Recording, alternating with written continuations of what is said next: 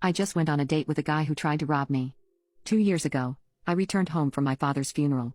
As soon as I opened the door to my apartment, a guy holding a crowbar came out from my kitchen holding my TV. I live in the city, so robberies are common. The guy began shouting at me and he clumsily dropped my TV and began holding the crowbar like it was a baseball bat. I was so stunned at what was happening that I didn't move. The guy screamed at me to empty my pockets. From the stress of the last few days, and with my father passing away, I simply started crying. Not out of fear at what was happening, but because this was literally the worst time of my life. While crying hysterically, I gave the guy my wallet. I just sat on my floor and hugged my knees and told him through my tears to take whatever you want. He hesitated, looked down at me. He dropped my wallet and sat down beside me. Immediately, he began to comfort me. He began to apologize. He put my TV back on the table and told me it wasn't damaged. He told me that he lost his job and that his mom needed medicine that he couldn't afford and that they were homeless. He told me all of this while I just wailed. I cried for my father, who was lost. I cried for my future, for it was uncertain. And I cried because my home had been intruded on in the most violent way. For a good 10 minutes, I sat on the floor with a guy who had every intent to rob me, telling me that it would be okay and that he was sorry. He begged me not to call the police. I just started screaming at him to get out. He ran away so fast that he left the crowbar. I threw it after him as he ran down the street. 2 days later, I came home from work and he was sitting in front of my door. I was so terrified that I pulled out my phone.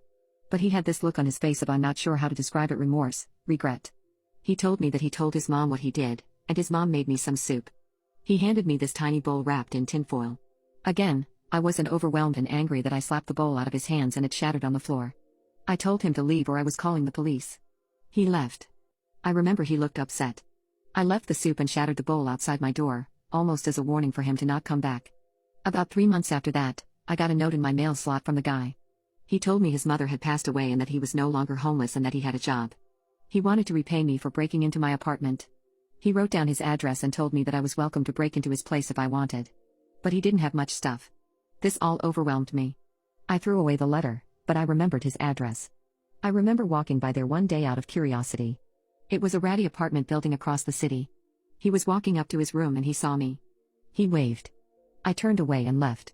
He ran after me, apologized again, told me that he never meant to do what he did. He showed me the program from his mother's funeral that he kept in his wallet. He wasn't lying. She was real. He was a real person. I don't know what it was, but I believed him.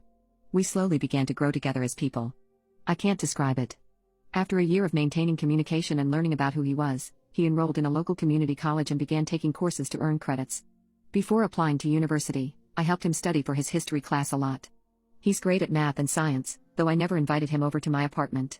However, no matter how much I got to know him, I was still afraid of him. And he knew that.